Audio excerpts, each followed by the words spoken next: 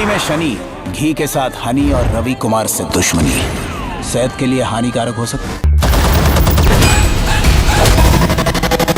ওকে তো ভাই লোক বলিউডকে বাঁচাতে ইন্ডিয়ান সিনেমার বিগেস্ট মুভির কালকে ট্রেইলার আসলো, যা না শুধু ভারতীয় সিনেমাকে হলিউডকেও ব্যাডেস্ট রবি কুমার 2 বছর আগে টিজার দিয়েই হারিয়ে দিয়েছে। আরেকদিকে শাহিদ কাপুরের দেবা মুভির টিজারটা কেমন ছিল সবকিছুই জানবো, শুধু ভিডিওটার সাথেই থাকুন।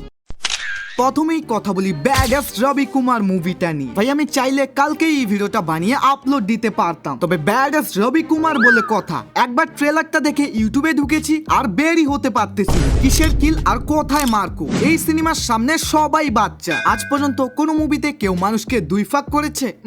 এটা একমাত্র ব্যাডেস্ট রবি কুমারই সম্ভব। আর এই যে ভাই তোকেই বলতেছি, তোর শরীরে এত রক্ত নেই যতটা ব্যাডেস্ট রবি কুমার একদিনে মুতে দেয়। ভাই ভাই ভাই এরকম ডায়লগের জন্য তো হিমেশকে অস্কার দেওয়া দরকার। ও সরি ভাই, শুধু ডায়লগের জন্য কেন, এই সিনেমার best director, producer, script writer, background score, এক কথায় অস্কার ইভেন্টে যতগুলো অ্যাওয়ার্ড আছে সবগুলোই এনার নামে করে দেওয়া দরকার। এই যে ভাই আপনার মুখে স্মাইল কেন? Bro I am not joking, I am serious. Dhoom 3 তে আমির খান বিল্ডিং এর উপর থেকে নিচে নেমে এসেছিল ভিএফএক্স এর সাহায্যে, কিন্তু আমাদের রবি কুমারকে কোনো ভিএফএক্স বা সিজিআই লাগে না। ভাই একমাত্র ইনি পারেন অরিজিনাল স্টান করে এত বড় বিল্ডিং এর উপর থেকে নিচে নামতে। ওইটা আলাদা হিসাব যে তার শ্যাডো দেখা যাচ্ছে না। আশেপাশে জুম করে দেখুন, মনে হচ্ছে পিছনে গ্রিন স্ক্রিন ছিল, একদমই না, রিয়েল স্টান।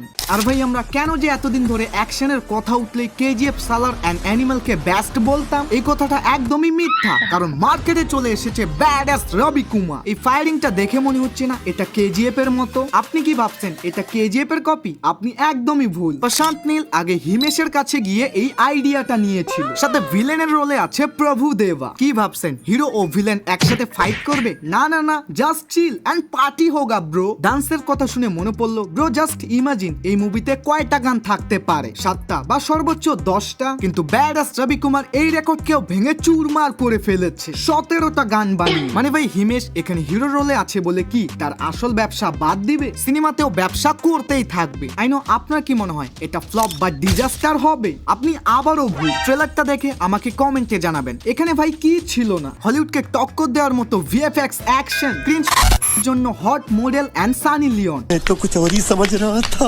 কমেডির জন্য জলিন লিভার ও সঞ্জয় মিশ্রা, এবং ডায়লগ তো এক একটাই ইন্ডিয়ান সিনেমার ইতিহাসে লেখা থাকবে, শুধু লজিক ছাড়া। ও সরি, মুখ ফসকে আর কি বের হয়ে গেছি দেবা মুভিটা নিয়ে। ভাই রিসেন্টলি এটার পোস্টার দেখে আমি অনেক এক্সাইটেড হয়েছিলাম, তবে ফাইনালি গতকাল এটা টিজার দেখার পর কি আমাকে হতাশ করলো নাকি এক্সাইটেড লেভেল আরো বাড়িয়ে দিল? মূলত এই টিজারের বেশিরভাগ সিনে শাহিদ কাপুর ডান্স করতে থাকে, বাট ব্যাক টু ব্যাক ক্লিপে এখানে মুভির সম্পর্কে কিছু হিন্টও দেওয়া হয়, যেমন শাহিদ কাপুর এখানে পুলিশের রোলে থাকবে এন্ড তিনি হয়তো এখানে কোনো সিক্রেট মিশনেও আছে। আর ওনার অভিনয় ও কনফিডেন্স দেখে অনেকটাই কবির সিং এর মুভির ফিল আসতেছে, যা আমার তো এখানে ভালো লেগেছে। স্পেশালি এখানে তার ছোট্ট ছোট্ট ক্লিপে অ্যাকশন দৃশ্যগুলো অসাধারণ ছিল, এবং কি তার ছোট্ট চুলের হেয়ার কাটটাও দেখতে মাইন্ড ব্লোয়িং লাগতেছে। ওভারঅল আমি এই টিজারটা দেখে বলবো ভালোই ছিল।